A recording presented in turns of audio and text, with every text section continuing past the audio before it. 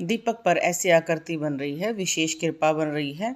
एक साथ देवता का मुख है, नीचे आप चंद्र खड़ग सब कुछ एक साथ देख सकते हैं और छत्र भी बना हुआ है।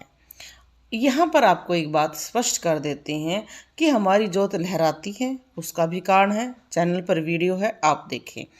अब बहुत सारे भक्तों ने पूछा कि हमारी जोत कभी किसी दिशा में जाती है, कभी किसी दिशा में जाती है, उसका क्या कारण है। अगर आपकी जोत दक्षिण दिशा की तरफ ज़्यादा मुड़ जाती है, ज़्यादा उस तरफ जा रही है, तो माता दुर्गा और माता काली की कृपा आ रही है, उनकी विशेष कृपा आपको प्राप्त हो रही है। और वहाँ पर आपको हनुमान जी की कृपा भी मिलेगी, क्योंकि जहाँ माता रानी होती है उनके सेवक रूप में हनुमान जी भी होते हैं। अगर आपकी जोत लहराकर उत्तर दिशा की तरफ ज़्यादा हो रही है, तो इसका मतलब प्रथम पूज्य गणेश जी का आगमन होने वाला है। आप देखोगे कि जोत कई बार हमारी बिल्कुल सीधी जाती है। जितनी जोत सीधी जाती है उतना ही अच्छा होता है, क्योंकि उसका मतलब जो आप मार्ग पर है वो बिल्कुल सीधा है और प्रभु आपकी कृपा से खुश हैं। पर अलग अलग दिशाओं में भी उनका जाना हो जाता है, क्योंकि अलग अलग जब हम आह्वान करते हैं, और कभी जैसे नवरात्रि आ गई, कभी गणेश चतुर्थी आ गई, कभी सावन आ गया, उस टाइम बहुत सारे भक्तों के अलग अलग अनुभव है जोत के प्रति। और उन्होंने ये बार बार प्रश्न भी पूछा है कि आप इस विषय में भी बताएं कि जब हम हनुमान जी की जोत लगाते हैं तो उसका मुख दक्षिण की तरफ क्यों मुड़ जाता है, उत्तर की तरफ क्यों चला जाता है, पश्चिम की तरफ क्यों चला जाता है।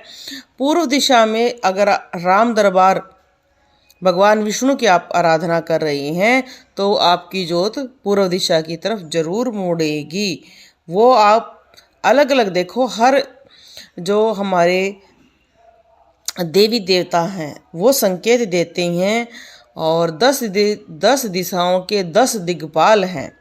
उधर के ब्रह्मा, ईशान के शिव, और ईश पूर्व के इंद्र, आग्नेय के अग्नि व दक्षिण के यम, नृतक के नर्ती, पश्चिम के वरुण, वाया के वायु और मारुत, उत्तर के और कुबेर और अधो के अनंत हैं।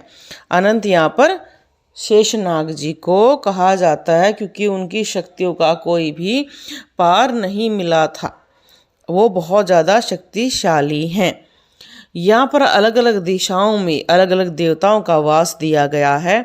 इसलिए कई बार कहते हैं कि दक्षिण दिशा की तरफ जब हम दीपक जलाते हैं वो अलग सी सिद्धियों के लिए ही जलाया जाता है। ठीक है, अगर आप दक्षिण तरफ करके मुख करके पूजा कर रही हैं तो वो कुछ पूजा पाठ में ही किया जाता है, वैसे दक्षिण की तरफ मुख करके पूजा पाठ नहीं करना चाहिए। देखो, अलग अलग साधनाओं में अलग अलग दिशाओं की तरफ मुख करने का एक अलग अलग महिमा है, उसकी हम आपको अलग वीडियो देंगे। पर अब इस वीडियो में यही है कि बहुत प्रश्न आ रहे हैं कि सीधी लो जाए तब क्या है, उत्तर की तरफ मुड़े तब क्या है। तो उसका हम आपको बताने की कोशिश कर रहे हैं कि अलग अलग दिशाओं के अलग अलग देवता हैं, दिग्पाल हैं। यहाँ पर दिग्पाल है दिशाओं की रक्षा करने वाले पहरेदार। कहा जाता है कि जब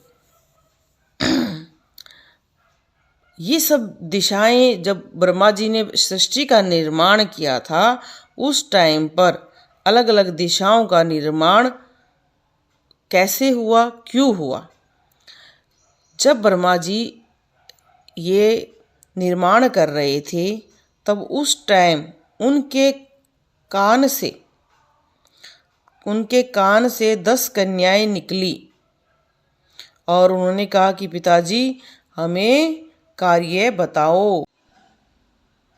वराह पुराण के अनुसार दिग्पालों की उत्पत्ति की कथा यह है कि ब्रह्मा सृष्टि का जब निर्माण कर रहे थे तो उनके कान से 10 कन्याएं निकली, जो 6 मुख्य हैं, 4 गौण हैं। ठीक है, 6 बड़ी और 4 छोटी कन्याएं। उन्होंने कहा कि हमें अपना कार्यभार दें, तब उन्होंने कहा कि तुम अलग अलग दिशाओं में जाओ और वहाँ पर तुम्हें अलग अलग कार्य मिलेंगे।